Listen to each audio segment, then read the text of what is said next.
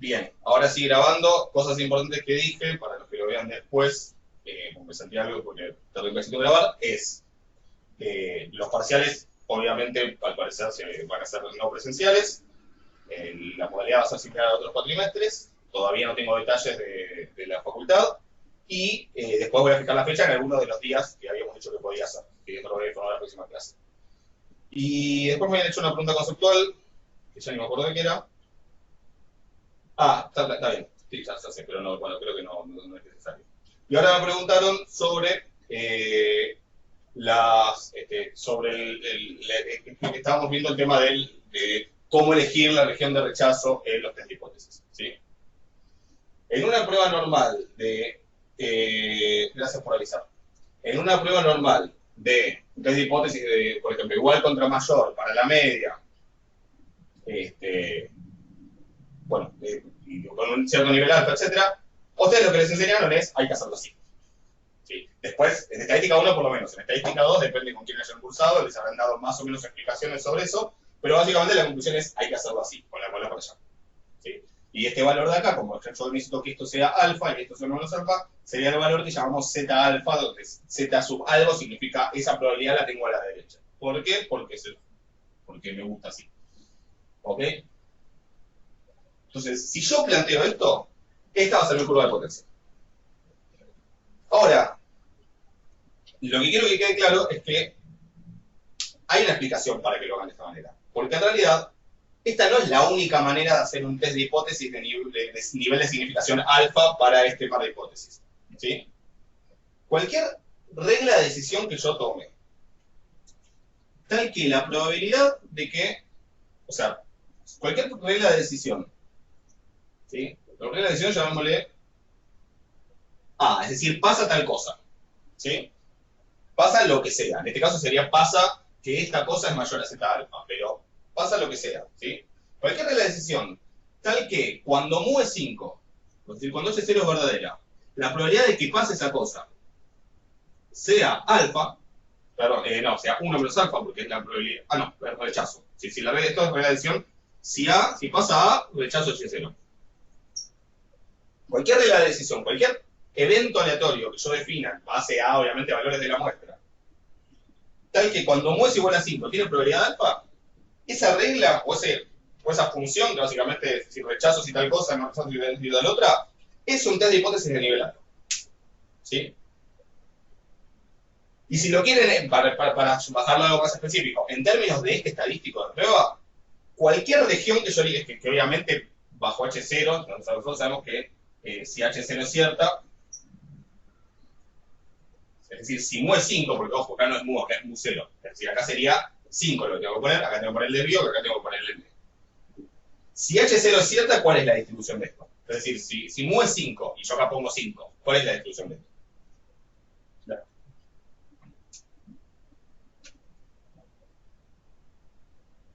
Este estadístico.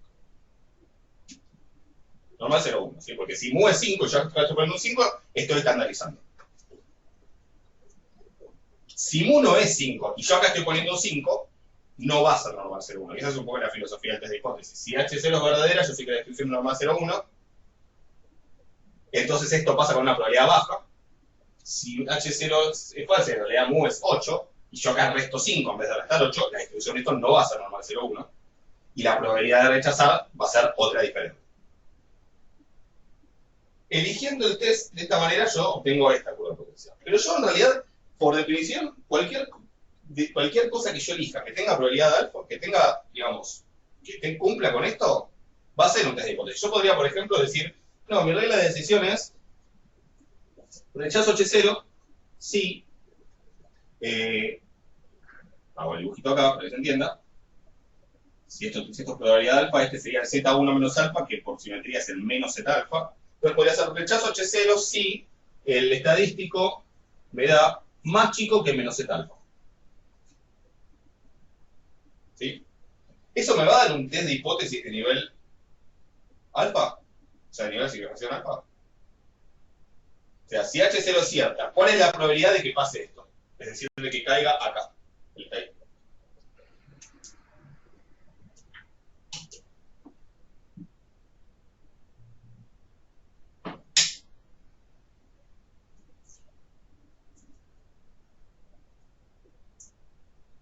¿Cuál es la probabilidad de que si H0 es verdadera, el estadístico tiene distribución normal 0,1. Si este valor sale de la normal 0,1, ¿cuál es la probabilidad de que pase esto? De que este estadístico de menor a menos eta. O sea, que dé, por ejemplo, menor a menos 1,64. O lo que sea.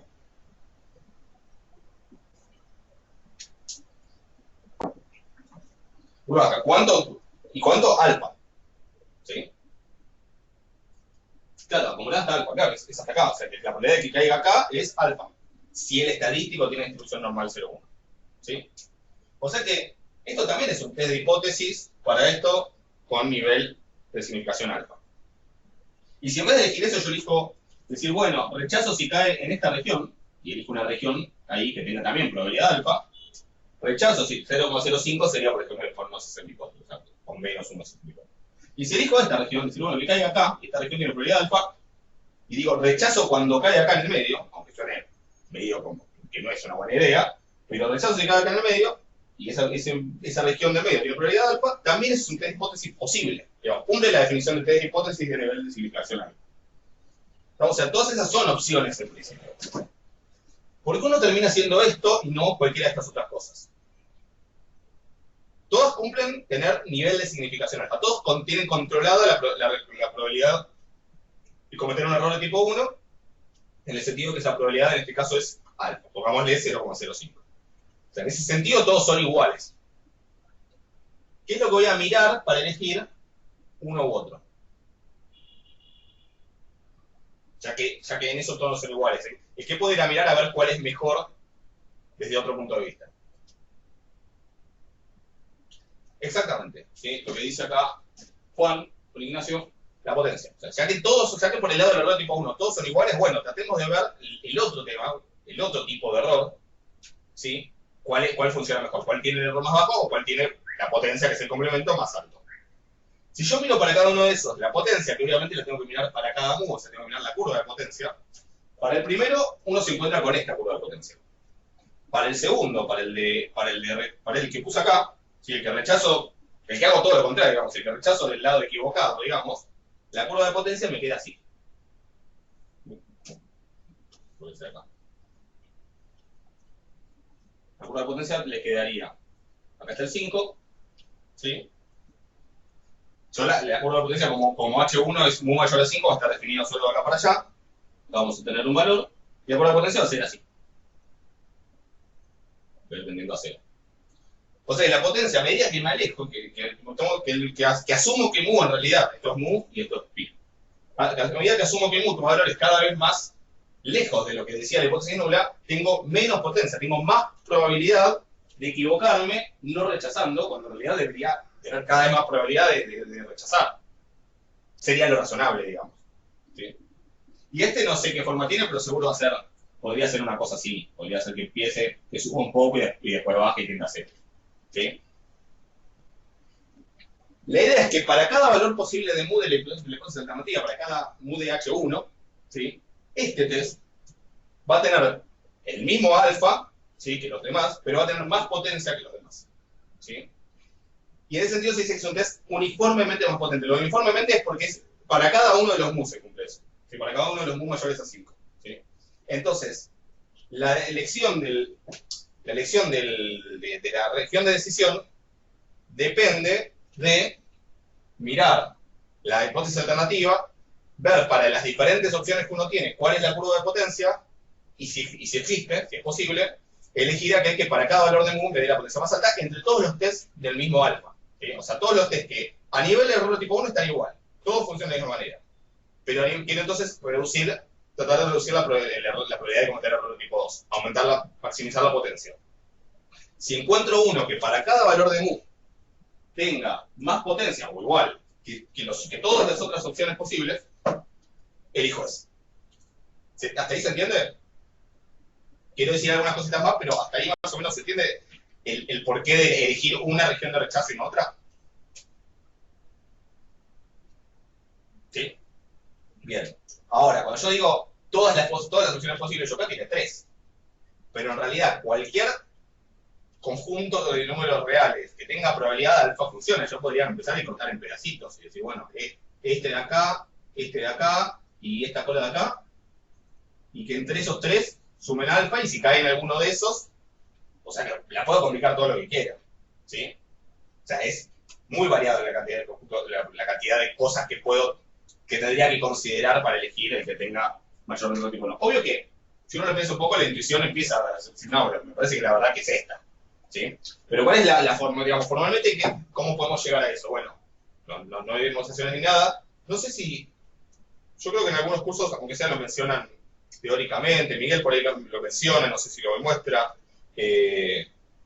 Vietri, no me acuerdo si era por este lado o si sí creo que habla sobre las pruebas de cociente de verosimilitud. Pero básicamente hay un teorema que se llama teorema de Neyman-Pearson, que me dice, bajo ciertas condiciones, que esas condiciones tienen que ver con cómo son los estadísticos y cosas por el estilo, pero bajo ciertas condiciones, el test para una prueba bilateral como esta, ¿sí? Perdón, unilateral como esta, como digo, con una sola cola, bajo ciertas condiciones, el test más potente es o este o este. Es decir, todas estas no tienen sentido. Si esas condiciones tienen que ver con la forma, con unas propiedades de la distribución normal y de los parámetros de la distribución normal, tienen que ver con algo que se llama familias de cociente de verosimilitud monótono. ¿Sí? En el curso de estadística 2, no me acuerdo si está subido el video, si está, algo hablé de eso, pero digamos, básicamente algo que vale para los casos que ustedes normalmente ven, se cumple las condiciones del teorema de Neyman-Pearson y ese teorema me dice, mira, el test uniformemente más potente en esta situación existe y va a ser o este o este. Es decir, el de rechazo con la cola derecha o rechazo con la cola izquierda. No va a ser ninguna otra pavada que invente de estos. ¿Se entiende? O sea que en realidad los únicos que yo tengo que comparar son estos dos. ¿Sí? Y bueno, y viendo cómo funciona la curva de potencia, va a ser uno o va a ser el otro. O sea, si es este o este, y obvio que este tiene más potencia, así que me quedo con ese. ¿Se entiende? O sea, hay un teorema que demostrarlo, no es ninguna novedad. Pero ese teorema me garantiza que todos estos casos, para los casos usuales dentro de ciertas hipótesis, estas pavadas ni las considero, y solo tengo que considerar este y este, y bueno, obviamente el hijo de los dos es más potente. Ese es el teorema de Neyman-Pearson. ¿Hasta ahí estamos? ¿Sí? Y una aclaración más, ojo, que en general es la hipótesis alternativa me apunta para aquel lado, ¿sí? Como es con mayor lo pongo para la derecha, como es con menor lo pongo para la izquierda, pero eso es por cómo depende la distribución normal del parámetro mu, ¿sí? Como la esperanza de la normal, cuando mu se corre, la esperanza de la normal se corre para el mismo lado, porque la esperanza es mu, ¿sí? Como cuando mu aumenta, la normal también aumenta, es decir, se corre para aquel lado, pasa eso. Pero piensen en una exponencial, que de hecho en el apunte mío pongo el ejemplo de una exponencial precisamente por eso. Si yo tengo lambda, ¿sí? ¿Qué le pasa a la esperanza tengo una exponencial de parámetro lambda? Cuando lambda aumenta, ¿qué le pasa a la esperanza de x?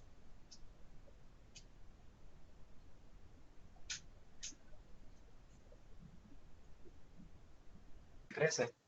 ¿Crece? Sí, crece. Sí, si no crece, seguramente crece, ¿no? Debe ser una de las dos. La esperanza de x es 1 sobre lambda. ¿Sí? Entonces, cuando lambda aumenta, la esperanza disminuye.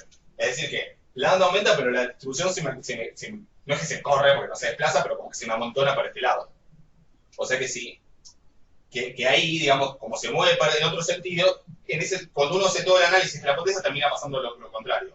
Si yo quiero testear lambda igual a 2 contra lambda mayor a 2, y veo las curvas de potencia, primero, el teorema de Neyman-Pearson, que es una de las distribuciones donde está todo bien, el teorema de Neyman-Pearson me dice, mira, solo tenés que considerar, para cierto estadístico, que habrá que ver cuál es, ¿sí? Porque hay que tener un estadístico con una cierta distribución, para cierto estadístico, si quieren lo pueden ver en el apunte de estadística 2 del tema, hay una parte donde está hecho todo ese ejemplo desarrollado en un apartado,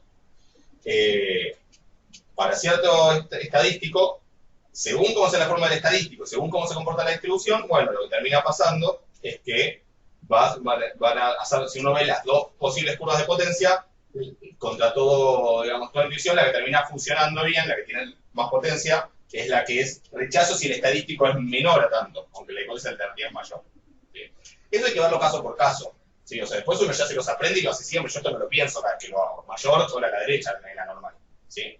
Pero técnicamente no es que es porque sí, digamos. Esto uno cada vez lo piensa, lo dice en cada situación, para cada distribución y cada parámetro, uno analiza y bueno, después se hace de cierta manera. ¿Se entiende? Pero básicamente como respuesta general. ¿De qué depende la región de rechazo? Bueno, en principio de la hipótesis alternativa.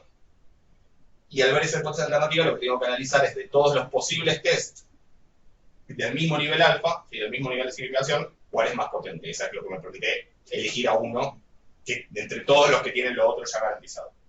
¿Se entiende? Eso. ¿Estamos hablando de esto?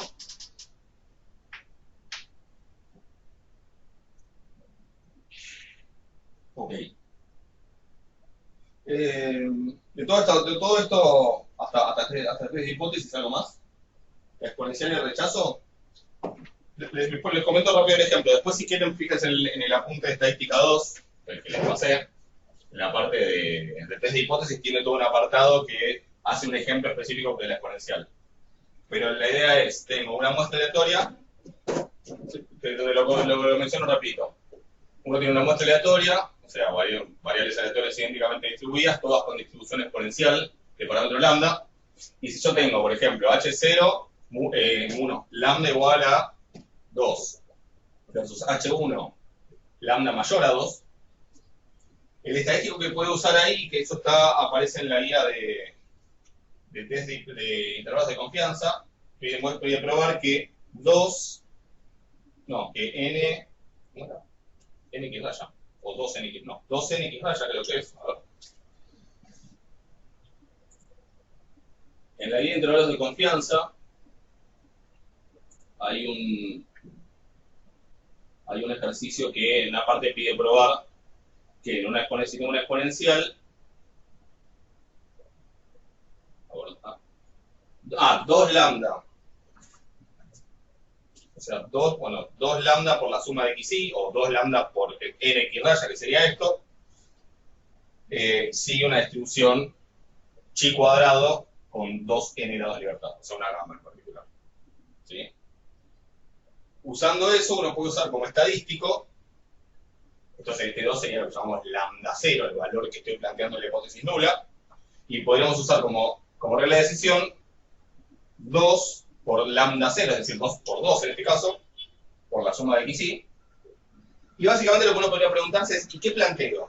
Que el rechazo H0, o sea, esto llamémoslo xy cuadrado test, que es el estadístico. ¿Qué planteo? Regla de decisión.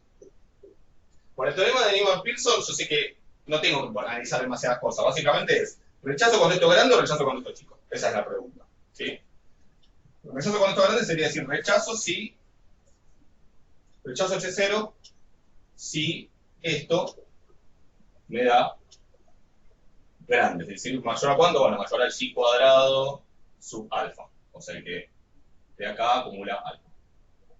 ¿Con cuántos? Con 2n grados de libertad. Y rechazar para valores chicos del estadístico sería rechazo H0 si el estadístico es menor a xy cuadrado alfa, la K que acumula 1 menos alfa por allá, xy cuadrado 1 menos alfa, con 2n grados de libertad.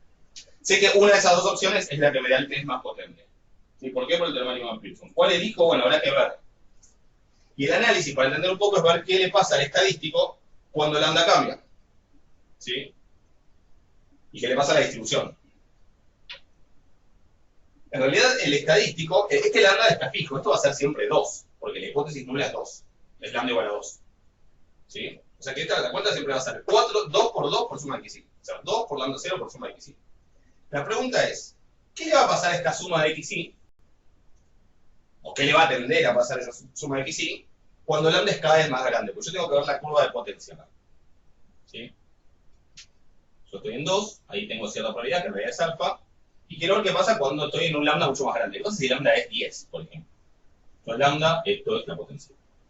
¿Qué pasa cuando lambda es 10? ¿Sí? Entonces, que esto tiene una distribución xy cuadrado con 2n grados de libertad. ¿Sí? Pero, esta suma de xy, si lambda es más grande, mucho más grande que 2, ¿va a tender a dar muy grande o va a tender a dar muy chica? Si quieren, pensémoslo con lambda igual a 100. Esta suma va a tender a dar mucho más grande o mucho más chica. Y el detalle acá era que yo sé que en una exponencial, estas xy son exponenciales, y en una exponencial la esperanza es 1 sobre lambda. O sea que en particular, estas xy, si lambda es 100, van a tener esperanza 0,01, o sea, van a tener mucha probabilidad de dar muy cerca del 0. Si la distribución de las xy, o sea, la densidad de las x, va a tender a ser muy así. Como muy pegada contra acá. O sea que esto va a tender a dar chiquito. Entonces, ¿qué esperamos cuando... Esta es la manera intuitiva de pensarlo, ¿sí? ¿Qué esperamos cuando la hipótesis nula es muy falsa? Porque en realidad esto en vez de ser 2 es 100. ¿Qué esperamos? Que el estadístico dé cómo.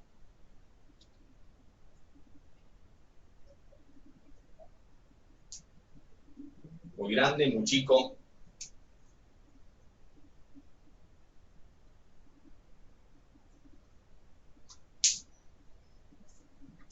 Muy chico. Qué tranqui que está novio. Normalmente me matan las preguntas. Muy chico, exactamente, ¿sí? O sea, si lambda si es muy falsa, si lambda es 100, yo espero que esto el estadístico sea muy chico.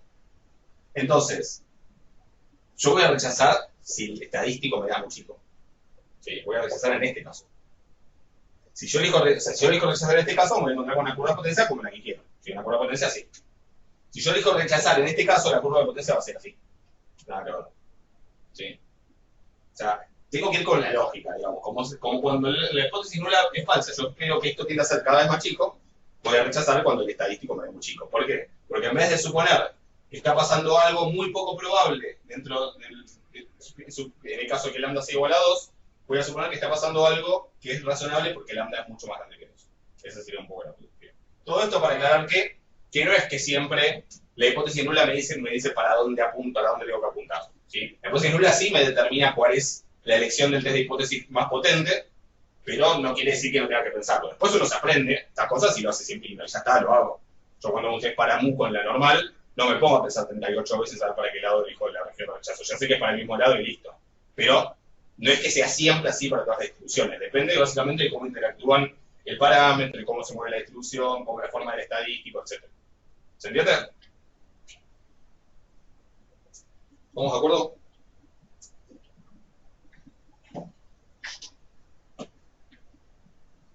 Sí. Bien. Bueno, todo esto, de toda esta primera parte, algo más, antes de onda de ajuste. Máxima de similitud está claro, intervalos está claro, test, problema central, algo de todo eso.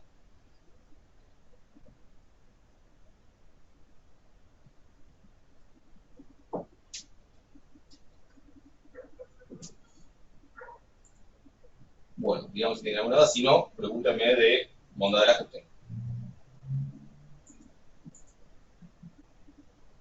Si tienen Yo duda. tengo una pregunta, pero no es de bondad de ajuste, sino es de estimadores. Pero es más una duda. No entiendo la esperanza de x raya al cuadrado, por qué da lo que da. No encuentro el desarrollo. La esperanza de x raya al cuadrado o x cuadrado raya. Perdón, de x cuadrado Ok. raya. ¿Y las x qué distribución tienen? ¿Qué es uno de los ejercicios de que te pide una pozonera? No, es para el desarrollo de ese cuadrado de una forma distinta al que Ah, ok. planteas vos en tu apunte. A ver, O sea, para llegar a la misma conclusión. básicamente, esa x cuadrado es una variable aleatoria. ¿Sí? O sea, si querés, podrías decir, a esa x cuadrado la llamo, a las xy cuadrado, la llamo i sub i. Si le pongo otro nombre. O sea que lo que estoy calculando acá es la esperanza de i raya. ¿Sí? ¿Cuánto da la esperanza de i raya? Da mu. O sea, la esperanza de una media que da lo mismo que la esperanza de las variables. ¿Sí? O sea, Sí. esto da lo mismo que la esperanza de cada una de las i sub i. Pongamos que la esperanza de todas las i sub i es mu sub i. Da mu sub i. ¿Sí? Y si quisiéramos la varianza, que también puede ser algo que te puede interesar, puedes querer buscar, misma idea, si vos querés la varianza de x cuadrado raya, querés la varianza de y raya. ¿Cómo es la varianza de una media de variables todas con la misma distribución independientes? Y es la varianza dividido n. ¿Sí? O sea, si yo le llamo a la varianza de las i, le llamo sigma cuadrado i, sería sigma cuadrado i dividido n. ¿Ok? Ahora, ¿cuál es la varianza y la esperanza de cada una de esas i? O sea, de cada una de esas x cuadrado, y depende de la distribución de las x, obviamente. Si, por ejemplo, tus x Sí, fueran... las X están normalmente distribuidas. ¿Cómo? ¿Cómo? Son normalmente distribuidas. Normalmente distribuida 0, 1, Las X subistas normalmente distribuidas. y si normal es 0, 1. Eh, no me acuerdo cómo era, pero creo que no. Creo que tiene que ser normal muy... Si fueran normales 0, 1, si las x fueran normales 0, 1, x cuadrado, ¿qué distribución tiene? Chi cuadrado con un grado de libertad. Y cuadrado con un grado de libertad, perfecto. Y en ese caso, la esperanza de esas variables es, en la chi cuadrado con n grados de libertad, la esperanza es n y la varianza es 2n. Así que esto sería 1 y esto sería 2. ¿Sí? Sí, no, es con esperanza muy desvío sigma cuadrado. Ok, Las X tienen esa distribución. bien. Porque es para probar el S cuadrado. Bien. Y en este caso, ¿qué podemos hacer? Bueno, la esperanza de x cuadrado, ¿qué es? Es el momento de orden 2. Sí. ¿Sí? ¿Cuánto es el momento de orden 2? Bueno, lo puedes sacar de la varianza. Porque en realidad, como la varianza es m2 menos m1 al cuadrado, el momento de orden 2 es la varianza más m1 al cuadrado. O sea que esto es sigma cuadrado, porque es la varianza de las x, más la media al cuadrado, o sea, más un cuadrado. ¿Se entiende? Si Sí. pusieras la varianza, en realidad estarías buscando, podrías ponerla en términos también del m2 de x cuadrado y el m1 de x cuadrado. Ahora te leo, Martín. Y el Con razones, sigma cuadrado dividido n más mu al cuadrado, porque Claro. la varianza de las y es, listo, joya. Y Muchas ahí, gracias. bueno, o sea, haces eso, te lo terminás poniendo en términos de momento mayor. Por ejemplo, si vos querés la varianza de x cuadrado, tenés que decir que, bueno, que eso es igual a la esperanza de x cuadrado al cuadrado, o sea, que va a ser la esperanza de x cuarto al momento m4, menos la esperanza, o sea, de x cuadrado, y elevado al cuadrado. O sea, que es el momento de orden 4 menos el momento de orden 2 al cuadrado, y así. Lo vas llevando como Sí, momentos de mayor orden. Eso sería. Vamos. está bueno lo de sustituir por una y igual a x cuadrado. Sí, a veces eso de cambiarle, de cambiarle el nombre, así que lo veas, porque bueno, en el fondo es un promedio como cualquier otro.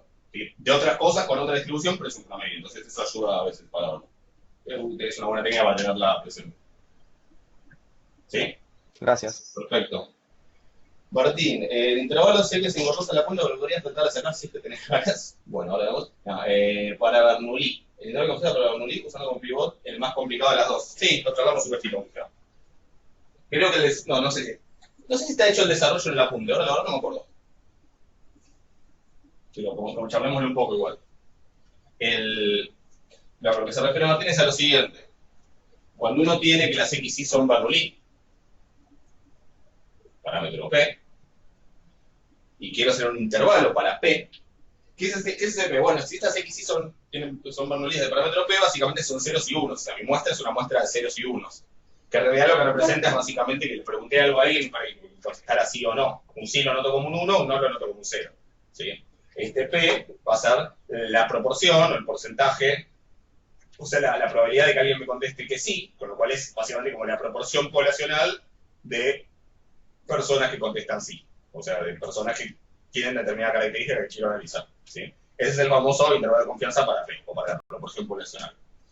En ese caso, se suele usar el X raya como pivote y como estadístico y todo, que básicamente, que en este contexto se suele llamar en realidad P raya, ¿sí? Pero que no deja de ser el promedio de sus unos y ceros. Pasa que esa suma de unos y ceros básicamente es cuántos dijeron que sí, con el cual estoy contando cuántos dijeron que sí dividido total, y eso es la proporción que dijeron que sí.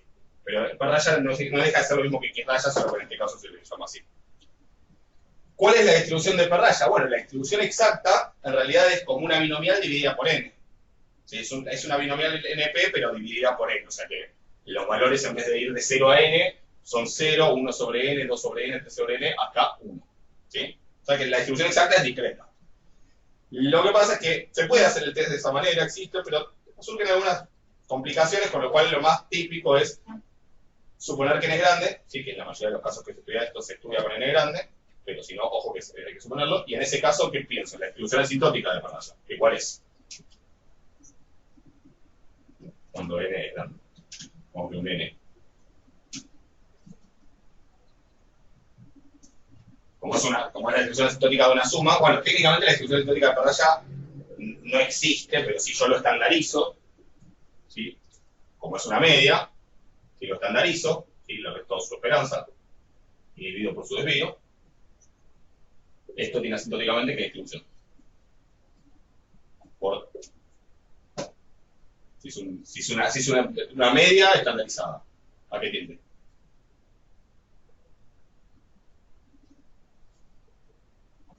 Normal 0,1. Exacto, sí. ¿Por qué? Por el teorema central del límite.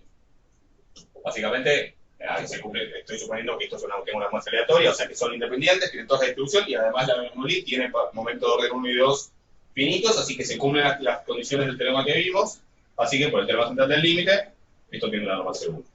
Con lo cual, se puede usar esto como una especie de pivot,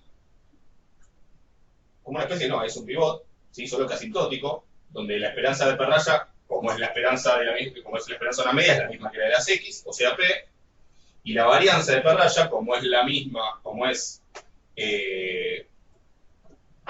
de las X, pero dividida por N, es P por 1 menos P dividido en N. Y este es el pivot que se usa, ¿sí? ¿Por qué es un pivot? Bueno, cumple las dos condiciones. Primera condición, no sé, digan ustedes, así de paso pasamos un poquito. ¿Qué dos condiciones cumple esta cosa? Para hacer un pivot de P.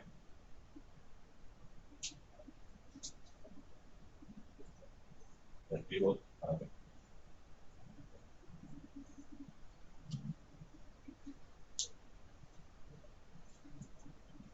¿Por qué están tanto silencio hoy?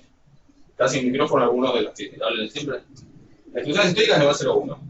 Ok, depende del que quiero estimar. ¿Es un pivot para qué? ¿Por qué? Porque en la cuenta aparece P. Acá está P, acá está P, acá está P. Listo. Esa es una de las condiciones. ¿Cuál es la otra que tiene que cumplirse?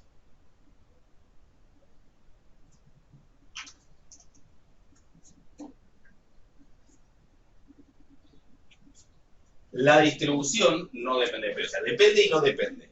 Depende como función. Si yo acá pongo 5, da una cosa. Si pongo 8, tengo otra cosa diferente. Pero la distribución en todos los casos es normal 0,1. Entonces, la distribución no depende de P, pero la expresión sí depende de P, funcionalmente, digamos. Por eso es un pivot para P. ¿Sí? La particularidad de este pivot, y para eso viene la pregunta de Martín, es, no tengo P solo ahí. Tengo P en 3 lados. ¿Sí? Como tengo P en 3 lados, cuando yo me armo el intervalo, digamos, o trato de armar el intervalo usando el método de pivot, y digo, bueno, yo sé que la probabilidad de que P raya menos P sobre raíz de P por 1 menos P esté entre Z alfa y menos Z alfa es 1 menos alfa, y por eso de ahí yo debería poder despejar un intervalo. Para lograr eso yo tengo que llegar a que acá diga P y acá haya cosas donde no aparece la P. Y no es tan fácil, justamente porque tengo P en varios lados, tengo una raíz cuadrada y todo eso. ¿Sí? La solución fácil, simple de esto es usar un teorema, que es el teorema de Slutz, y creo que lo menciono en la clase, que uno puede terminar probando que si acá en vez de poner P pongo P raya, esto también tiene asintóticamente una distribución normal 0,1, entonces ese despeje es mucho más fácil porque es el de siempre. Paso esto para acá y para acá, este lo paso para allá, doy vuelta y se acabó. Y sale el famoso intervalo de P raya más menos Z alfa por raíz de P raya por 1 menos P raya sobre N. ¿Lo dejamos? Lo que me pregunta Martín es la cuenta de la opción no fácil, que es despejar sin hacer eso. ¿Sí? Así que, veámoslo un poquito, total tenemos tiempo. ¿Se entiende lo que estamos haciendo? Creo que lo mencioné esto en clase, pero no lo hice. Vamos a tratar de hacer el despeje. No le pongo, por un rato no le pongo probabilidad, escribo esto, ¿no? Después uno lo puede hacerlo, lo hago aparte. Entonces, lo primero que voy a hacer es multiplicar todo por raíz de P por 1 menos P. ¿Sí? O sea, que multiplico todo por esto. Es un número positivo, así que no me da vuelta a las desigualdades. Simplemente me aparece acá y acá se me cancela. O sea que tenemos menos zeta alfa, raíz de p por 1 menos p, menor a p raya menos p, menor a zeta alfa por raíz de p por 1. ¿Sí? ¿Estamos? Y acá es lo que la parte que por ahí es como la parte medio crucial. Porque yo tengo como que, claramente, ¿qué querrían hacer acá? Para sacarme encima la raíz.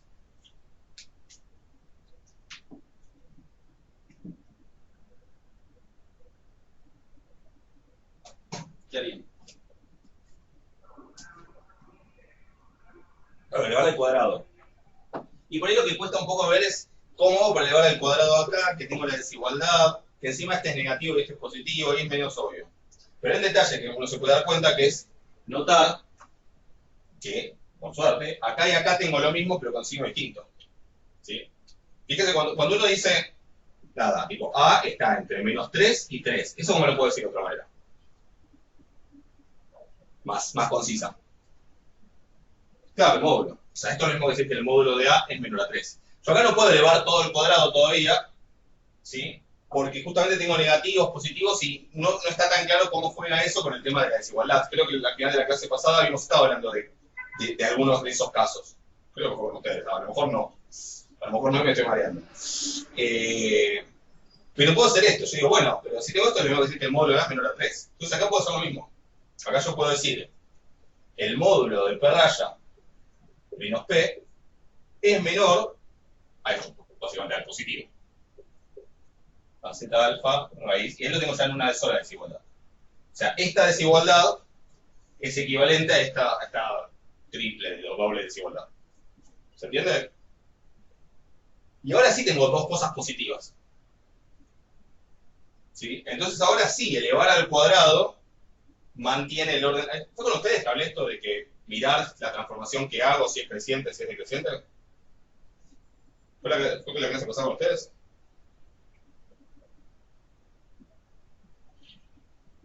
¿Alguien se acuerda? ¿O a lo mejor estoy soñando y fue con estadística 2 o con el CBC?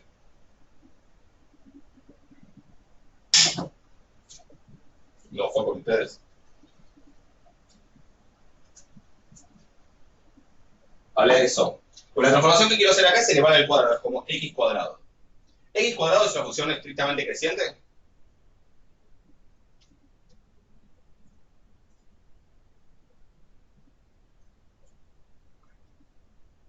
Ok. ¿X cuadrado es creciente? No. Se la presento, sí, por si no la conocen. Pero en los positivos sí. Entonces, si yo miro solo esta parte, sí. Entonces, si yo lo estoy aplicando en una desigualdad donde todas las cosas son positivas, sí es una transformación creciente.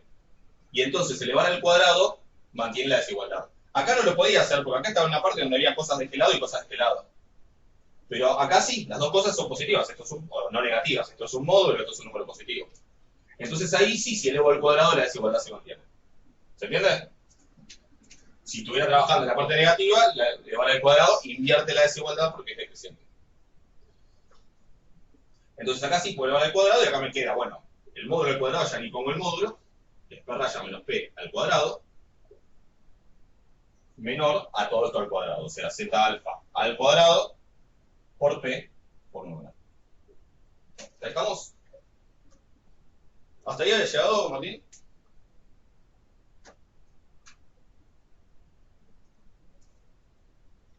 O hasta ahí no había, no, hasta ahí no.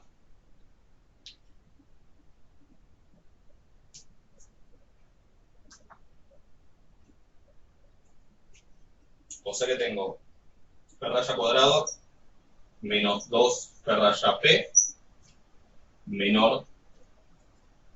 Ah, ya está el resolvente. Ok, es eso. O sea, y esto es menor a z alfa cuadrado por p menos z alfa cuadrado por p al cuadrado.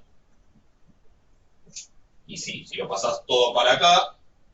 Ah, perdón, acá me faltó más p cuadrado. Sí. Pero no sé qué pasó. Dice que, ok, sí, no, está perfecto, es eso. Porque ahora haces pones, por ejemplo, pasás todo esto para acá, tenés p cuadrado y z alfa cuadrado, p cuadrado que se suman, te va a quedar 1 más z alfa cuadrado por p cuadrado. Después, menos 2 p raya p, le paso esta restando, me queda menos 2 p raya,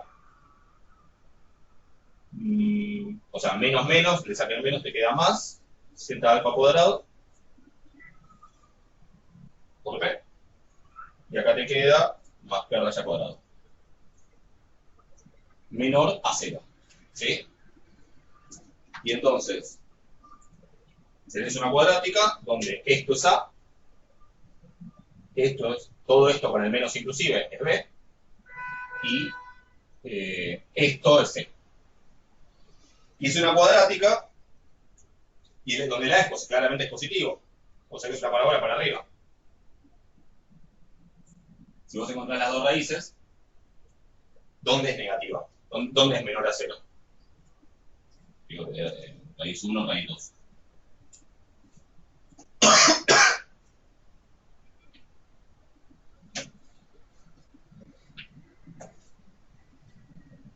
Entre esas dos raíces. Sería entre las dos, exacto. O sea que a vos todo esto termina, si encontrás las raíces, que bueno, hay que armar con la fórmula resolvente, hacer algunas cuentas, ahora si quieren lo replanteamos y lo dejo para que lo hagan, básicamente llegaste a que esto es equivalente a decir, esto que tiene problemas numeración es equivalente a decir que P, ¿sí? O sea, ¿qué tiene que pasar? P tiene que estar acá, entre estas dos, que P está entre R1 y R2. O sea que, ¿y eso qué quiere decir? Esto obviamente depende de las X, ¿no? Porque pensé que acá está metido P raya. ¿Sí? Y quiere decir, bueno, que este sería como mi A de X y mi B de X que menciono siempre. O sea que R1, R2 es el intervalo. Esas dos raíces forman el intervalo de confianza en nivel 1 menos alfa. ¿Sí? El intervalo, o sea, esas raíces son básicamente menos B, o sea, más esto, o sea, 2 p raya más z alfa cuadrado, más menos la raíz de b al cuadrado, o sea, 2 p raya más z alfa al cuadrado, eso sé que es una porquería, pero it gets better, menos 4 por a, que es 1 más z alfa al cuadrado, por c, que es p raya al cuadrado, y lo que les recomiendo es agarren todo el discriminante y haganlo aparte, ¿sí? Porque cuando hacen la cuenta mejora, ¿sí? Acá aparece un z a la cuarta, o sea, uno se hace la cuenta y mejora, ¿sí? Incluso se puede sacar la raíz de encima, y acá sería sobre 2 por a, y termina quedando la formulita esa que está en el apunte, ¿sí? Que son 2, ¿sí?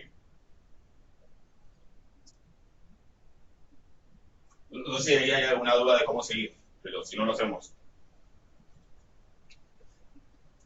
Pero digamos, con el más y con el menos me salen R1 y R2, obviamente la más chica, que va a ser el límite inferior, la más grande el límite superior. ¿Por qué n igual a 1?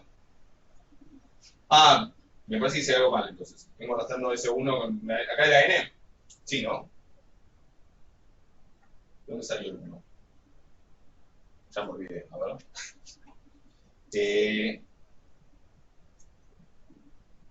Me faltó dividir por n, ¿no? A ver, por eso hice, digamos, p raya menos p sobre raíz de p por 1 menos p. Me faltó dividir por n acá. Bueno, hice todo mal entonces. Me faltó dividir por n. Con ese. O sea que en realidad, vamos de vuelta, rapidito, en realidad es p raya menos p menor a menos z alfa y más z alfa por esta raíz. Lo pongo en módulo, lo elevo al cuadrado, menor a este al cuadrado y esto sin raíz, o sea, p raya menos p sobre, no, p raya menos p al cuadrado sobre, no, por, ya no estoy bien, ahí está, sobre n. Sí, o sea, es esta cosa de acá abajo. No, espera que me perdí. Vamos a vuelta. Z alfa por raíz de p por 1 menos p sobre n. Hasta ahí estamos, o sea, esto lo paso para el otro lado. Pongo el módulo y elevo al cuadrado, ok, ahora sí, z al cuadrado y se me va la raíz. Hasta ahí estamos. Paso el n para acá, y entonces es n per raya, n por p raya al cuadrado, menos 2 p raya p, más p raya al cuadrado, distribuyo el n, 2n y n, menor a z cuadrado alfa por p, menos z cuadrado alfa por p cuadrado. Y ahora sí, paso para acá, este no es p raya, este es p, vengo bien hoy. Este se junta con este que pasa para acá, está n más z alfa al cuadrado por p cuadrado. Los p, está este de acá y este de acá, me quedan menos 2n más z alfa cuadrado por p. Los dos son negativos en realidad, pero le saco el primer factor común, más n per raya cuadrado. Así que esto es mi b, esto es mi c, y esto es a. Mi a, no sé por qué estoy escribiendo. Y entonces las raíces son 2n más z alfa cuadrado, o sea, menos b, más menos raíz de, bueno, menos no importa, porque va al cuadrado, esto al cuadrado, menos 4 por a por c, sobre 2 por a. 2 por n más z alfa al cuadrado. ¿Ok? ¿Estamos?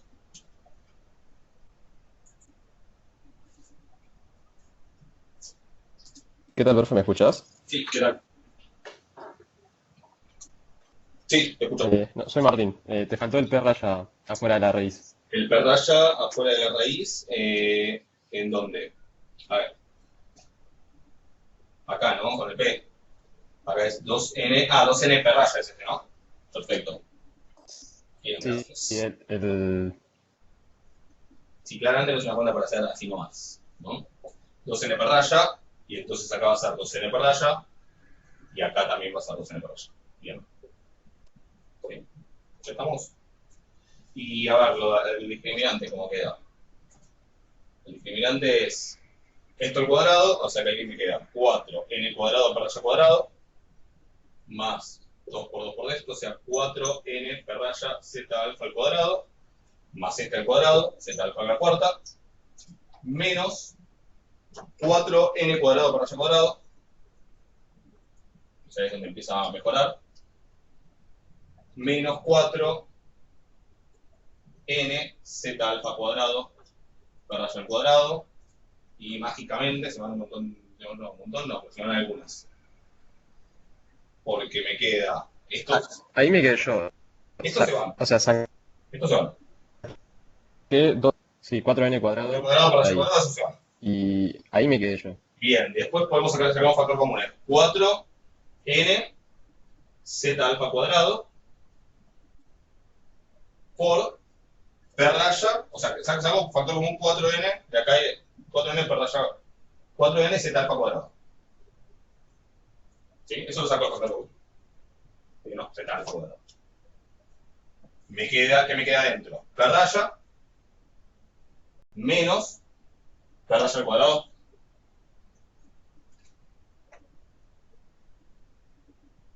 ¿Estamos? Y queda el Z alfa. Y el z, y el z alfa a la cuarta, perfecto. Más z alfa a la cuarta, bien, ahora sí. Entonces, A la cuarta. vamos a sacar. ¿Aceptamos? Sí, hasta ahí. Esto lo puedo poner como p raya por 1 menos p raya. Lo pongo como una forma como más. Sí, hasta ahí quedé yo. O sea, esto, p raya por 1 menos p raya. Y ahora vamos a sacar z alfa cuadrado. ¿Sí? Entonces tenemos z alfa cuadrado por 4n p raya por 1 menos p raya más z alfa cuadrado. ¿Ok? ¿Y ahora qué hacemos con esto? ni me acuerdo cómo queda la fórmula. ¿Apareció una raíz en la fórmula? Sí, ¿no? O sea, yo hasta ahí diría, bueno, y la raíz de eso es Z alfa por la raíz de esto, pero ese 4 no aparece en la fórmula final. A ver cómo era. Ese cuadrado menos 4n por la cuadrado no.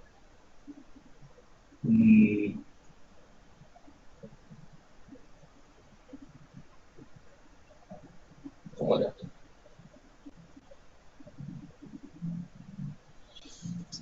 Pensando en completar cuadrado, pero sería.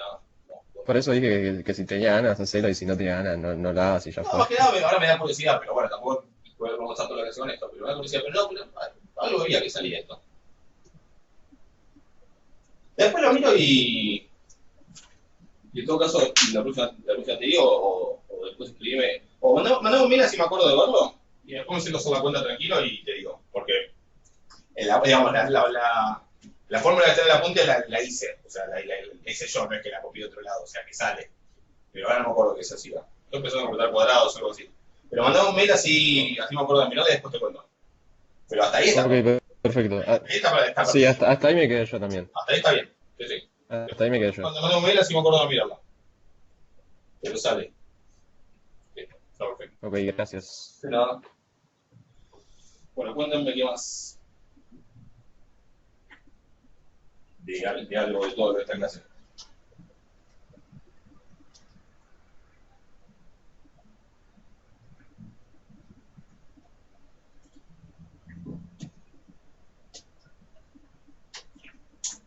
¿Alguna duda de algo? ¿Llegaron a hacer ejercicio del ajuste? Creo que ya pregunté esto, pero los que no cursaron conmigo, ¿vieron modalidad de ajuste? Ahí está, hipótesis. Ahora hablamos de darte contexto, Oliver. Los que no cursaron conmigo habían visto. Sí, Ok, los que cursamos con Carlos López sí lo vimos. ok. ¿Alguien no lo vio que no haya cursado conmigo? Con él lo vieron, perfecto. Bueno, bien.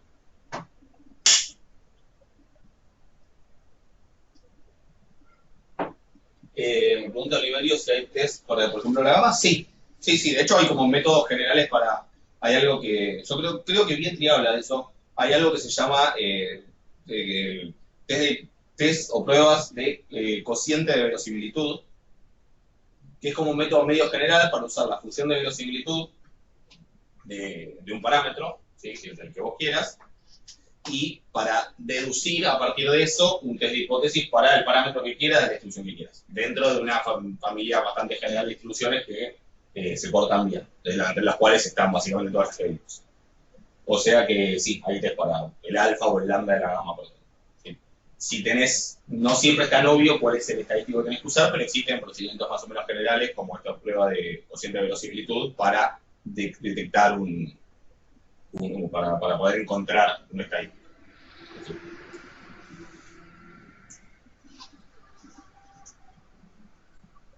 Bueno, ¿hay algo más? ¿Alguna otra cosa que quieran ver? Si no, me preguntan la próxima. Pero bueno, les cuento, la próxima clase que tienen que ver es la 10, ¿sí? A ver, bibliografía sobre cocientes. Sí, no sé si yo les pasé el apunte de estadística de exactas. O sea, después tendría que pensar algo por ahí un poco más bajado a tierra, pero pueden buscar el apunte de estadística exacta. Si no, mandan un mail y te paso el vínculo que está en la página del Departamento de Matemática. O lo debo tener por ahí descargado. Si les cualquier cosa, manden un mail y de última les paso el vínculo y lo subo a la web. Ahí está explicado. Después algo un poco más bajado a tierra, tendría que pensar dónde. En algún libro de estar, pero ahora en Carabos creo que no está, por ejemplo. Cualquier cosa mandame un mail y me fijo. Porque sea de pasos exactas y pienso si hay alguna más. Pero sí, o sea, si vos querés hacer un test para, no sé, el alfa de la distribución de Weibull, se puede. Hay procedimientos que te permiten llegar a eso.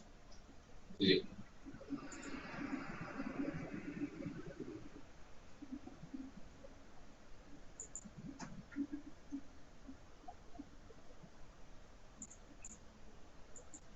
Eh, para el lunes tienen la teórica 10. ¿Sí? La teórica 10 en la primera parte van a ver la prueba de Kolmogorov-Smirnov. También ya la vieron en estadística 2, si no, bueno, la van a ver ahora, que es otra manera de hacer pruebas de bondad de ajuste, distinta a las pruebas chi cuadrado.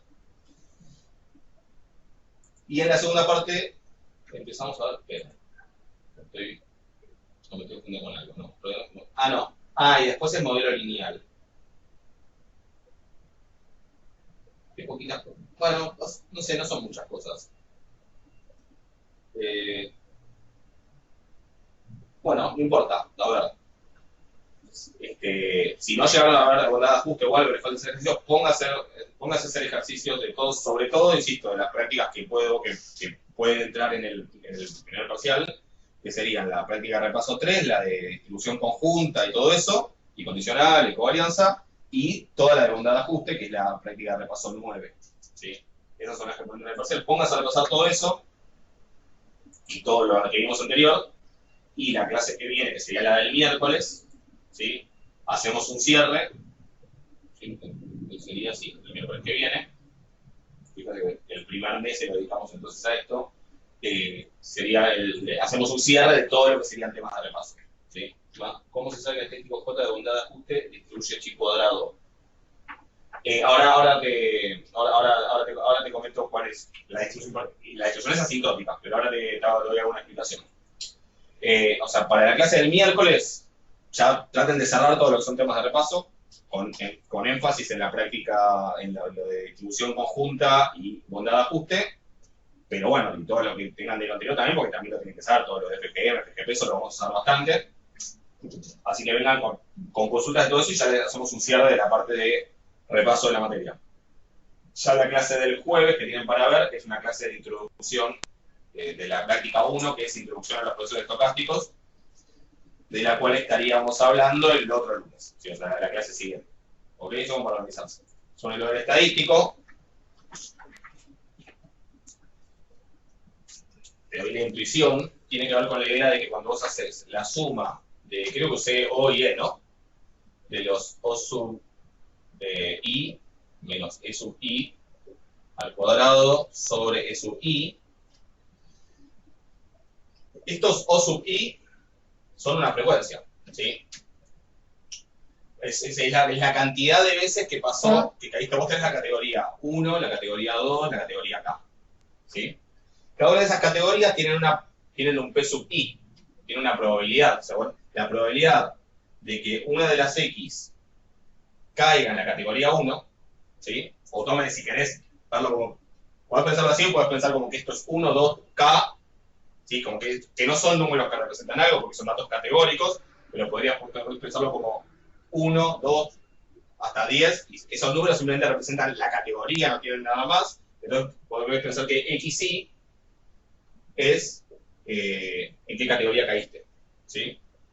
Entonces vos tenés que esto es la probabilidad de que XY valga, no quiero mezclar, o sea, la probabilidad de que una X, ¿sí? De que una variable caiga en Y, la llamamos P sub I, ¿sí? Y este O sub I, que es la frecuencia, la cantidad de variables que cayeron, la cantidad de variables de la muestra que cayeron en la categoría I, es decir, que es la suma, es una suma de X, llamémosle XJ, ¿sí? No es una suma XJ, es la cantidad de X iguales a Y. Que la cantidad de veces que pasa eso. Ahora, si vos querés el evento X igual a Y, ¿sí? El evento X igual a Y, ¿sí? Es un evento que puede ocurrir o puede no ocurrir, lo podés ver como un experimento dicotómico. O sea, tomo una observación y me fijo si cae en una determinada categoría, ¿sí? Por ejemplo, hagámoslo para O sub 1, después lo generalizamos. La probabilidad de que X1 caiga en 1 le llamamos, de que una observación en particular caiga en la primera categoría, tiene probabilidad P sub 1. Cuando vos contás la cantidad de veces que pasa eso, si yo tomo una muestra de tamaño N, donde básicamente de cada uno de estos me fijo en qué categoría cae, ¿sí? El número ese lo único que representa es en qué categoría cae, nada más. No es otra cosa. Es como una forma de etiquetar. O sub 1 es la cantidad de veces que de cada una de estas n observaciones es la cantidad de esas observaciones que caen en la categoría 1, o sea, que toman el valor 1. Pregunta no solo para vos, sino para todos. ¿Qué distribución tiene O sub 1?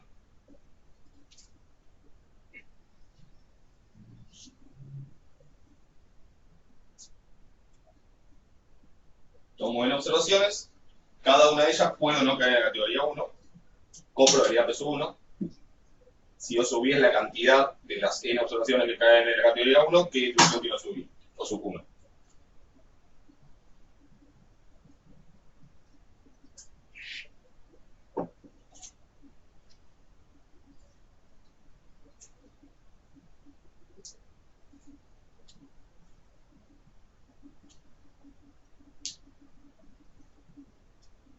No, mira, claro, exactamente.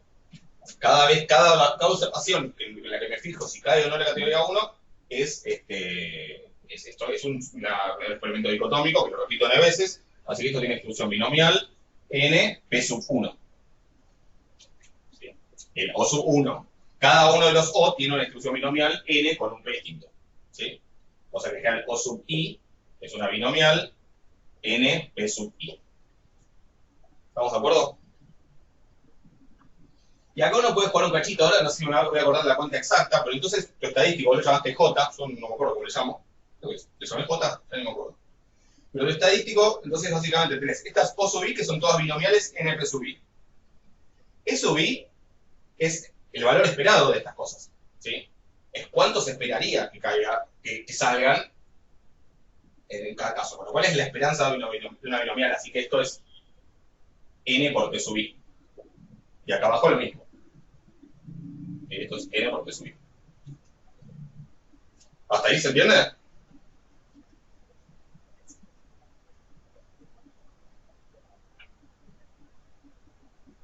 ¿Sí? ¿Más o menos?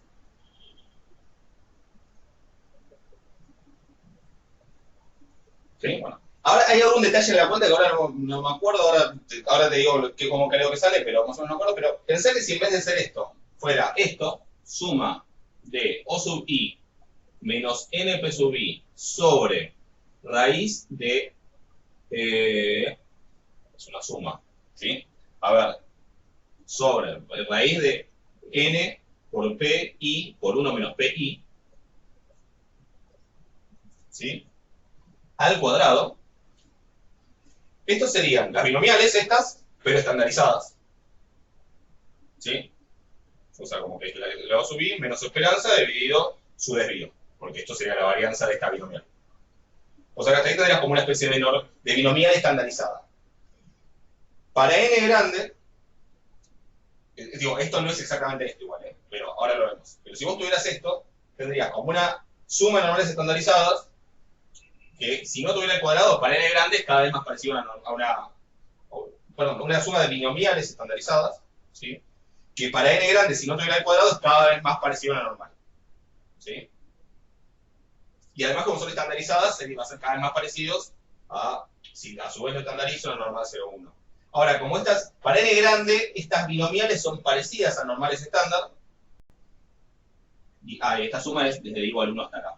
¿Sí? Esto es bastante así nomás lo que estoy diciendo, pero digamos, si n es grande, estas cosas se parecen a una normal estándar.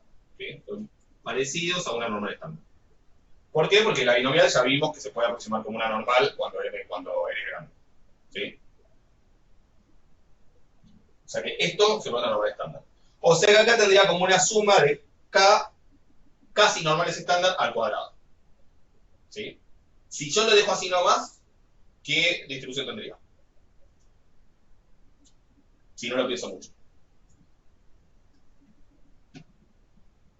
Como casi normales estándar al cuadrado, la sumo, ¿qué distribución aparecería? Sí, cuadrado. Chi cuadrado, claro. Sí, cuadrado, libertad. Chi cuadrado, y si lo miro así nomás sería con k grados de libertad, ¿no? ¿Estamos de acuerdo? Pero ojo, porque estas O sub i que yo definí acá no son independientes. Porque en realidad, O sub 1 es cuántos de estos caen en la categoría 1. O sub 2 es cuántos caen en la categoría 2. O sub K es cuántos caen en la categoría K. No puede ser cualquier cosa. Porque entre todos ellos, en realidad, tienen que sumar n. Porque digamos, todos caen en una y solo una categoría. Así que entre todos tienen que sumar n. Ahí es donde, obviamente, eso tiene una justificación matemática que estoy omitiendo completamente, pero yendo un poco a esta intuición, cuando empiezan a aparecer estas descripciones, lo que solía pasar es esto de que la y cuadrado pierde grados de libertad. ¿Sí? O sea que lo de la y cuadrado, igual esto no es esto. ¿Sí? Ahora una aclaración. Esto no es exactamente esto, pero es parecido. Lo de la y cuadrado viene por este lado, entonces. Que si yo tengo como algo que va a ser para n grande, porque esto es cuando n tiene finito. ¿Sí? Si yo tengo que algo que para n grande se parece a una normal 0,1, con una normal estándar, y tengo una suma de esas cosas al cuadrado, es normal que aparezca la y cuadrado. ¿Por qué K menos 1 y no K? Por esta relación que guardan estas sub i que no son completamente independientes. ¿Sí? ¿Hasta ahí estamos? Más o menos con la intuición, digo, no estoy justificando, esto está lejos de ser una justificación total. ¿Sí? Pero bueno, esto no es exactamente esto. Si yo hago este cuadrado, lo de arriba me queda igual, porque me queda esto al cuadrado, y lo de abajo me faltaría acá, me estaría faltando el 1 menos p sub i. ¿Sí? Me estaría faltando esto. La verdad no me acuerdo ahora cuál es el argumento por el cual uno puede omitir este 1 menos p sub i y que la distribución asintótica, ojo, la distribución exacta no es y cuadrado, la distribución exacta es una distribución discreta. ¿Sí? Pero no me acuerdo cuál es el argumento por el cual uno, y si hay que hacer algún supuesto en particular, por el cual puede asumir que, bueno, que si no pongo esto, igual la distribución asintótica es y cuadrado con k menos 1, que no debe tener que ver con alguna cancelación entre los que aparecen en los términos, porque además, ojo, los p sub i tampoco son independientes o que no tienen nada que ver unos con otros, porque los p sub i suman 1. Debe haber alguna cuenta acá de que alguno de los p sub i los pones en función de todos los demás y medio que se te cancela o te tiende a 1 o alguna cosa por el estilo. La verdad no me acuerdo el detalle, pero viene por ese lado. ¿Sí? Y después, el sentido práctico de esto, ahí hay que fijarse bajo qué condiciones, porque la distribución asintótica no la tengo nunca, porque nunca estoy en el límite. ¿Sí? En qué casos la aproximación es lo suficientemente razonable, y bueno, lo que les comenté en clase es que lo que tiene que pasar es que n sea grande, pongámosle mayor a 30, y que además las categorías, las frecuencias esperadas, es decir, el n por p sub i, no sea demasiado chico, en general se espera que sean todos mayores a 5 o mayores iguales a 5, no me acuerdo, es como lo que empíricamente está analizado con simulaciones que tiene una aproximación razonable a chi cuadrado y por lo tanto vale usar la prueba con esa regla de decisión. ¿Se entiende? No me acuerdo exactamente ahora el detalle de cómo omitir esto, cómo sacarte de encima eso, pero debe tener que ver con esta relación que hay entre los p sub i. ¿Sí? Si no estuviera esto, la explicación es esta de acá. O sea, si estuviera esto, que no está, ¿sí? En realidad no está, la explicación viene por este lado. ¿Vamos más o menos como para tener una idea?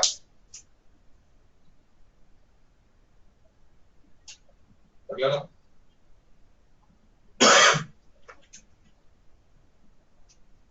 Sí.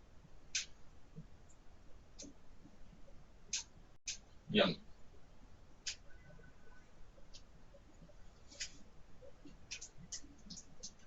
$10b de la 4, a ver. La 4 que es te lo vas a entrar y discusión.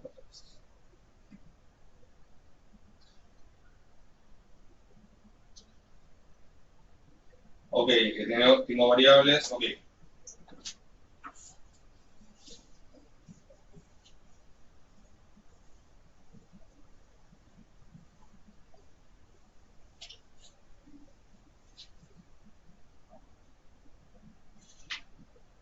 En el 10b tenemos 50 variables normal estándar, Z1, Z50.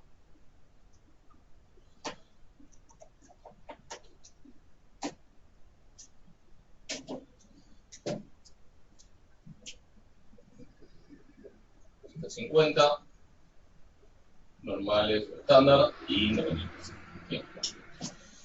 En el punto A pide calcular la probabilidad de que la suma de i igual 1 hasta 50 de la zi cuadrado sea menor a 67,5. ¿Así lo hiciste? ¿Y cómo?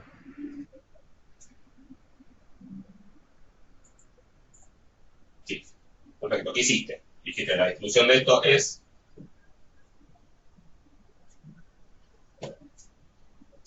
chi cuadrado, perfecto. Y con 50 grados de libertad, porque son todas independientes, ¿sí? Y son 50, así que 50 grados de libertad.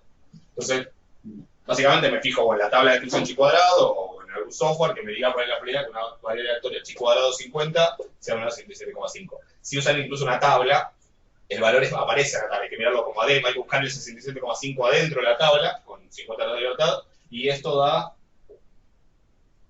0, no me acuerdo si da 0,95, puede ser, o algo por el estilo, 0,90, 95, por ahí, sale, ¿sí? Listo. El punto, esto es el punto A. El punto B pide hacer lo mismo, pero en vez de usar el hecho de que esto es un chi cuadrado con 50 grados de libertad, usar el teorema central del límite. O sea, obvio que esta es la manera correcta de hacerlo, pero con el teorema central del límite, ¿qué tengo que pensar? Bueno, tengo una suma de muchas, 50, variables aleatorias. ¿Cuáles son esas variables aleatorias? Z1 al cuadrado, Z2 al cuadrado, Z50 al cuadrado. Podríamos volver a hacer el mismo truco de hoy de decir, bueno, le cambio el nombre para no marearme. ¿Sí? Le cambio el nombre, entonces tengo I sub I, le llamo ZI cuadrado. ¿Sí? Una vez que le cambio el nombre, ¿qué tengo? Tengo la suma de las I sub I. Desde igual 1 hasta 50. ¿Sí? Entonces, ¿cómo harías para calcular? Lo que estamos calculando es la probabilidad de que las I, de que esa suma de las I sea menor a 67,5. ¿Qué harías acá? En un ejercicio común de teorema central del límite.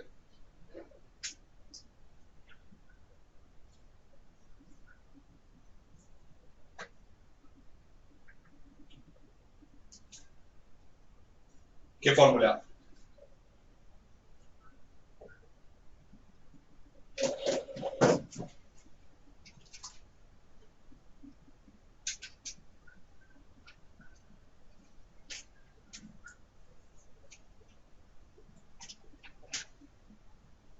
Sumatoria de la Z menos... Claro, exacto. O sea, lo que tengo que hacer es estandarizar. Sí, exacto. O sea, estandarizo. Hago suma de I sub I menos mu, que es la esperanza, que es la esperanza de las I sub I, pero también... Ah, no, perdón. Si llamémosle a la esperanza de las I, le llamamos mu. A la varianza de las I, le llamamos sigma cuadrado. Si bien pongamos mu sub I, sigma cuadrado de I. Como acá tengo la suma de las I, acá tengo que poner la esperanza de la suma de las I. ¿Cuánto es la esperanza de la suma de las I? Si fuera promedio sería mu, pero acá no es promedio, es la suma.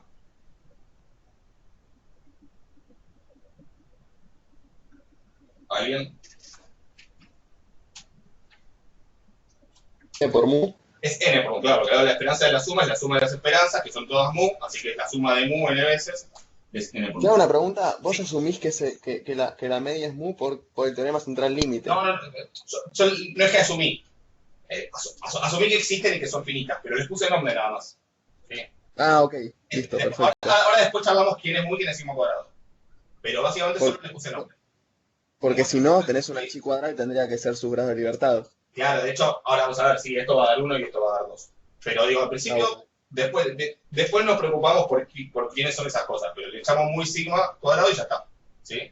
Gracias. Entonces, claro, esto es 50 porque es n por 50 por 1. Ahora vamos a ver qué significa de 50. Pero en principio, digo, lo hago para general. Tengo una suma de cosas y quiero la probabilidad que se van tanto. ¿Cómo se hace con el teorema central del límite? Estandarizo. Ojo que la esperanza de una suma es n por mu, donde mu es la esperanza de estas cosas que estoy sumando. Y el desvío, bueno, es la raíz de la varianza. Y la varianza se suma, como son independientes, también es n por la varianza de la I, o sea que es n por sigma cuadrado. ¿Estamos? Y obviamente, de este lado tengo que hacer lo mismo. Menos tanto dividido tanto. ¿Sí? Ahora vemos cuánto es. El teorema central del límite me dice que básicamente esto va a ser aproximadamente, como n es aceptablemente grande, esto va a ser aproximadamente phi, es decir, la acumulada de la normal estándar, es decir, phi, la distribución de la normal estándar, de este número. Phi de lo que dé esta cuenta. ¿Ahí estamos? porque es menor la pregunta. Si fuera mayor sería 1 menos phi, así. Donde phi es la f de coso. La varianza no debería ser n cuadrado. No, porque lo que vos estás haciendo es que la varianza de la suma de las i sub i, como son independientes, si no, no vale esto, si no aparecen todas las posibles covarianzas, es más complicada la fórmula, por ser independientes es la suma de las varianzas de las i sub i. Como todas estas varianzas son sigma cuadrado, ahora vemos cuánto es, pero son del famoso sigma cuadrado, estoy sumando n veces o 50 veces sigma cuadrado, así que me da n por sigma cuadrado. ¿Se entiende? Porque no es que la saqué de adentro de la varianza, simplemente la varianza de la suma de las varianzas porque son independientes. ¿Se entiende eso? Sí, perfecto. Bien. Y hasta acá estamos, entonces una vez que yo hago esta cuenta, después la respuesta es la acumulada de la normal estándar ahí. Obviamente aproximado, pues eso no te lo vas a entrar la línea. ¿Ok? Si quieren sería, en R sería P norm de este número. ¿Ok? Ahí estamos. Bueno, y ahora sí, ¿cuánto es ese número? N50, ¿sí? Mu es la esperanza de estas i. Como alguien dijo por ahí, como la z en las normales estándar, estas i que son la z al cuadrado son chi cuadrados por un grado de libertad. Su esperanza entonces es 1 porque es los grados de libertad. Y su varianza es 2 porque es 2 veces el grado de los grados de libertad. Así que esto es 50 por 1 y esto es 50 por 2. La raíz de 50 por 2. ¿Sí? O sea, la raíz de 100, que es 10.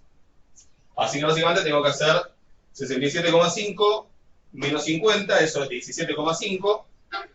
Y dividido 10 es 1,75. Tengo que hacer la acumulada de la normal en 1,75. Si eso lo vas a buscar en R. No sé si alguien ya lo hizo, pero norm, ahí ya lo hizo, el 1,75 me da 0,96 prácticamente.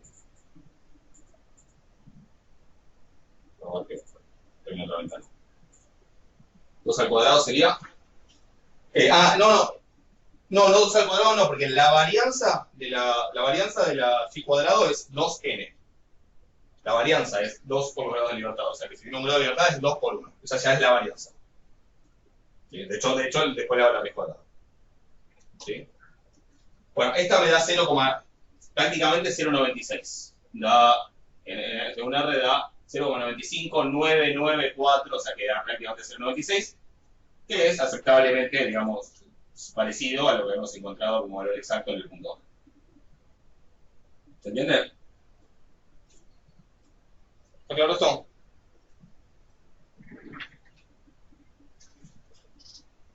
Sí, buenísimo. Profe, ¿te puedo hacer una última pregunta? Y ya no te molesto más. No me molestas. En la práctica 5, el punto 12G, pero es cortita nada más la pregunta. 12, 5, creo que no tengo. El 5 es estimadores, sí. Sí, 12G que pide el de momentos para una chi cuadrado con n grado de libertad. Ok, claro, para la n, ¿no? Sería. Sí, Bien. o sea, el estimador sería para la n. Claro, estimar para la n. Pero mi duda es si tiene sentido estimar n, o sea, n sería... Es como también como el n de la binomial también es raro, pero tendría sentido, qué sé yo, si... tiene sentido hasta ahí nomás, en realidad uno podría pensar en qué caso, qué tendría que pasar para que uno asuma que ese n es entero. Porque en realidad lo que vos estás estimando es una gama, si es una chi cuadrado n, estamos hablando de una gama n sobre 2, un medio. Entonces, digamos, para que tenga sentido eso, tendrías que estar en una situación en la que vos tenés una gama con el lambda conocido igual a un medio y el alfa, sabes que es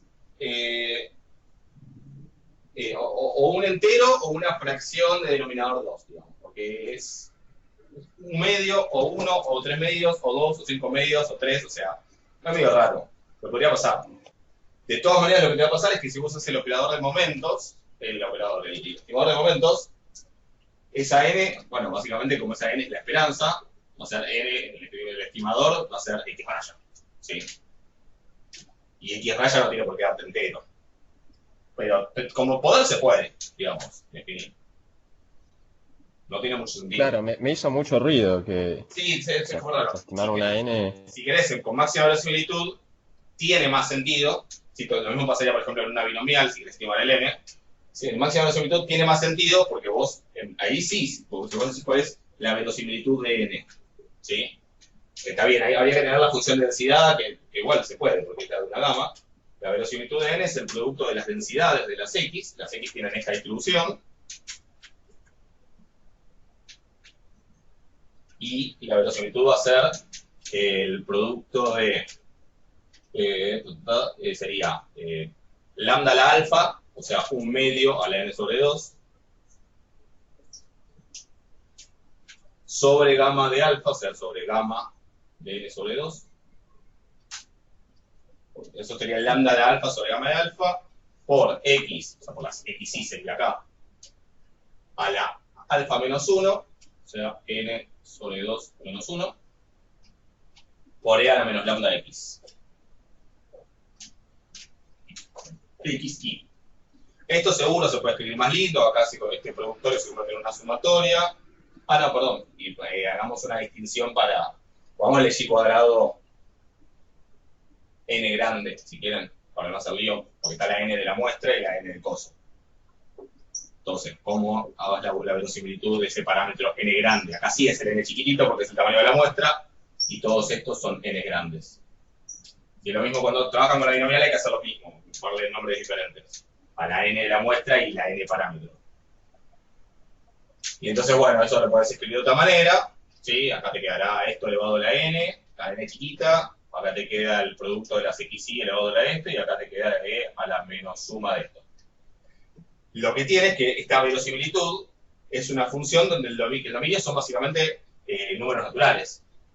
Entonces vos podrías, por ejemplo, ¿cómo maximizás esto? Podrías, por ejemplo, hacer una tabla, hacer un Excel o lo que sea, donde vos hagas esta cuenta para diferentes valores de n. Es decir, vos le pones un valor a n grande, por ejemplo 5, le pones 1, acá te queda 1, acá te queda la raíz de 2, acá te queda gamma de un medio que es raíz de pi, etc.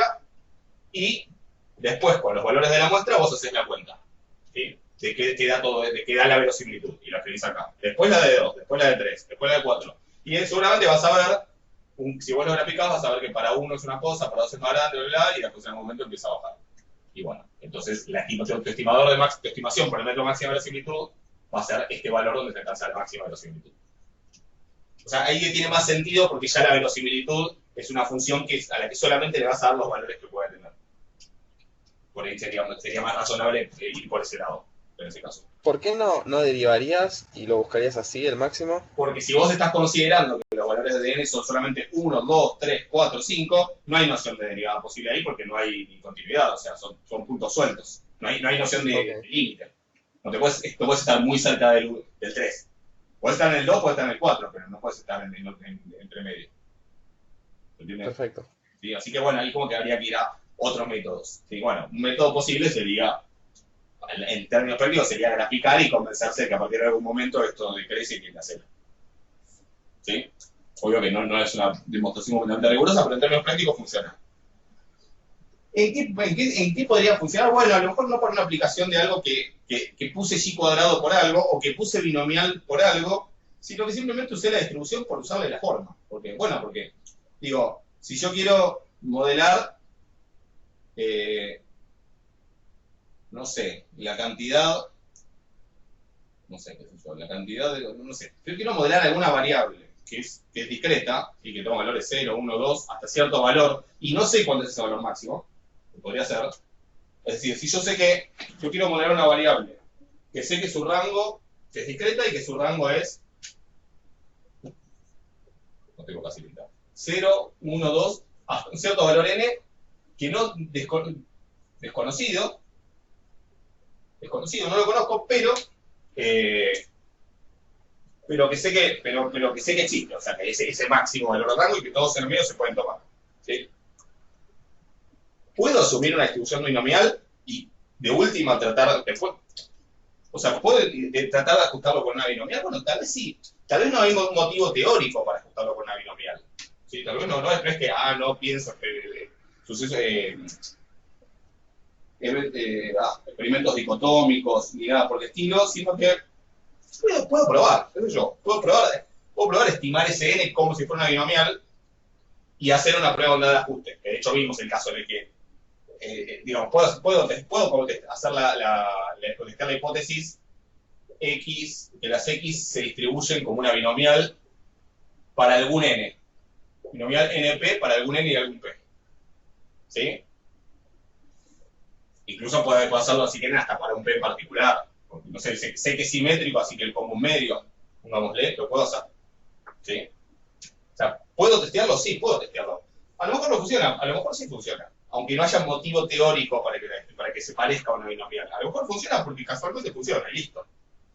Si yo quisiera hacer esta hipótesis, binomial n, el n no sé cuál, y p igual a un medio, según lo que vimos en la clase de onda del ajuste, lo que tengo que hacer, con la alternativa de que no es una binomial con p igual a un medio, ¿qué tendría que hacer? Bueno, por empezar tendría que buscar una estimación para n, y después, con ese valor de n, armar la prueba, chi cuadrado, etc., voy a tener que restar un grado de libertad más por el hecho de estar estimando n. ¿Ok? Y para estimar ese n, que podría ser máxima verosimilitud, haciendo esto que dijimos recién, pruebo para diferentes valores de n, desde 1 en adelante, y veo dónde se alcanza el máximo, y esa sería una estimación posible. Eso es posible. Digo, aunque no haya un motivo para que sea una binomial, porque no viene de esa lógica de que la binomial es tal cosa, a lo mejor igual ajusta bien. Y está bien. ¿Se entiende? Eso podría ser. A ver, ¿esto se usa todo el tiempo? No. La verdad que no. Pero no es que es algo completamente sin sentido. ¿Vamos? Perfecto, gracias. Muchísimas gracias. ¿Alguien más? ¿Tiene alguna Bueno, pregunta? buen fin de, profe. Bueno, buen fin de. Viene la próxima clase y, no sé, a lo mejor no tiene muchos dos, pero traten de juntar todas las dos que tengan esto, especialmente, insisto, todo lo de onda de ajuste y de... Bueno, van a ver también un poco de modelo lineal, que si tienen sus recursos de eso me dicen, aunque lo vimos medio por encima. Y bueno, de todo lo que sea de toda la primera parte, hasta lo de la clase 10, hacemos consultas el miércoles, después ya el jueves tienen para ver lo que es la práctica 1, que ahí sí van a empezar a hacer todas cosas completamente nuevas. ¿Ok? Bueno, buen fin de, después de la clase, nos hablamos. Cualquier cosa me escriben. De nada, nos vemos.